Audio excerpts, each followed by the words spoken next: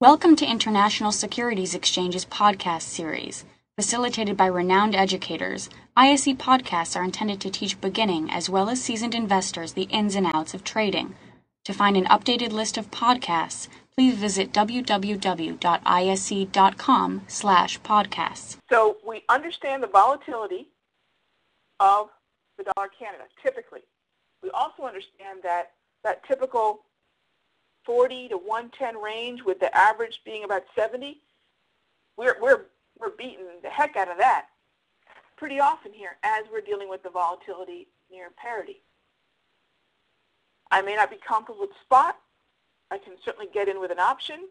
I could take advantage of the fact that I think we could break parity come summer with the rise in crude oil prices.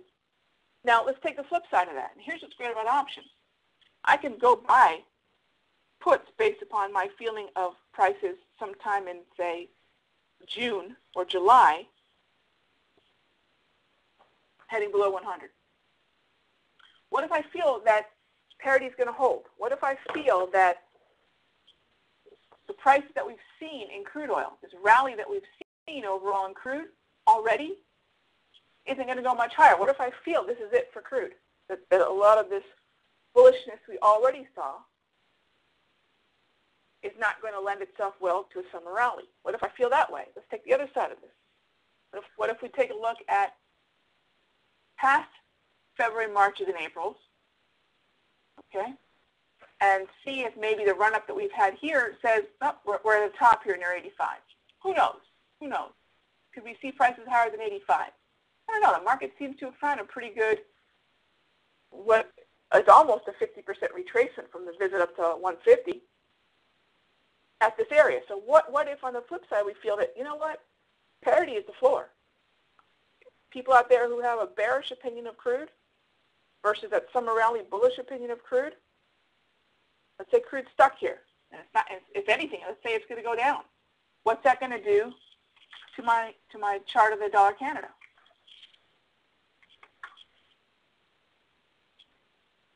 So we're going to base here. So what you'd be looking to do basically is on those down days and those days that were flat and were quiet along parity, you'd be looking for what? Instead of puts, expecting a break below parity, you'd be expecting parity to hold as a floor, and you'd be looking for calls.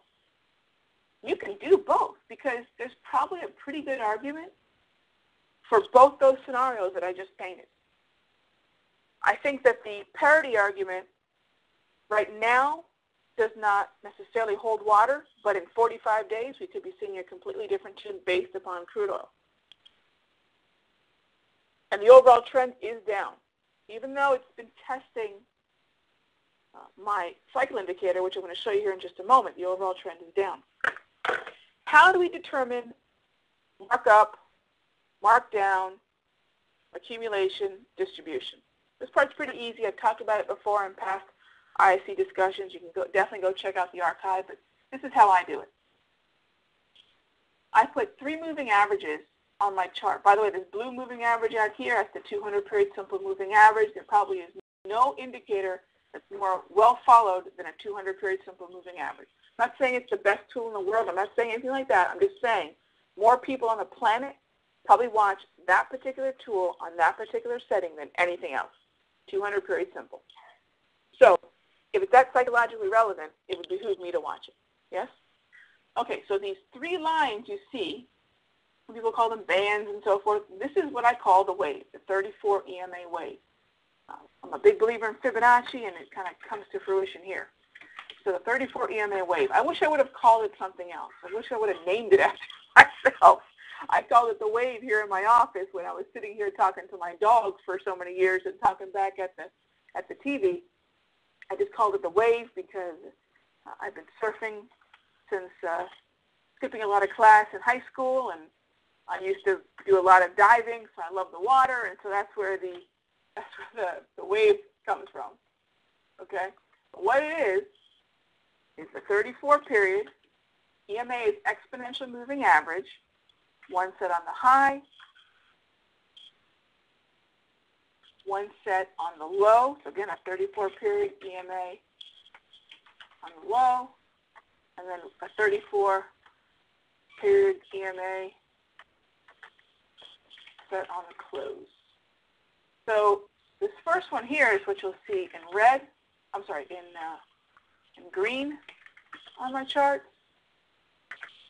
The low is in red, and the close is in blue. And oftentimes you'll hear me refer to these as grab charts. Because I literally have my candles painted with a plug-in running on my e-signal. I also have this running on my MetaTrader 4 called grab, green, red, and blue. And all it does is it paints the candles in relation to the close of the wave. Like if the candles close below the 34 EMA low, my candles plot red. If the candles plot within the wave, between the high and the low, they plot blue, and if they're above it, they plot green. So very visually, I can tell what a neutral market looks like. It goes blue. What a bearish market looks like, it goes red. And what a bullish market looks like, it goes green. Some people might look at this range right here. Some people might look at this range right here and just say that it's just bouncing in between. But I'll actually identify and say, okay, there's bearishness, there's neutral, neutral, neutral, neutral, bearish, bullish, all within this range that some people would just kind of dismiss as simply being range-bound action, just being congestion or consolidation, which it very well might be, but I can get an idea of the sentiment within it. Okay, and that's my wave, these three moving averages. Now, depending upon the angle that they are moving, this is not necessarily the most objective tool in the world, but I can add up to objectivity by using, this is how we add objectivity to taking wave, what I call clock angle readings.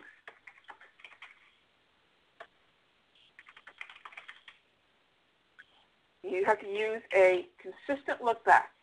Each time frame has a look back, or what I call a market memory. All right? And I have to view the wave within that look back. For the daily chart, it's 1 year. Okay? So I want to look at the angle of the wave within a look back of 1 year. So here's about a year right there. And I can see how steep past markdown cycles have been. I can see how shallow some of these markup cycles, arguably distribution, have been. But overall, you can see the market has stayed a majority of the time red, very little time in green, and some time in neutrality. But for the most part, it continues to hold a markdown cycle based upon the angle, what I call the 4 to 6 o'clock angle of this wave, and the fact that, again, I'm plotting a majority of these candles in red, bearish sentiment. Right now, we're trying to go blue. This looks like it might be a neutral candle, as this current candle is blue. So when the market is heading at what I call 12 to 2, and literally imagine 12, 3, and 6 o'clock on your chart. 12 to 2 is an uptrend or a markup cycle. 3 o'clock is a flat or accumulation cycle. 4 to 6 is a downtrend. Okay? That leaves finally 2 to 4 where the market is not steep enough to be an uptrend or downtrend, and it's not flat enough to be accumulation. There's more range, there's more volatility. That's our distribution. Thank you for listening to our podcast. To find more podcasts on options, stocks, alternative markets, and market data, please visit www.ise.com/podcasts.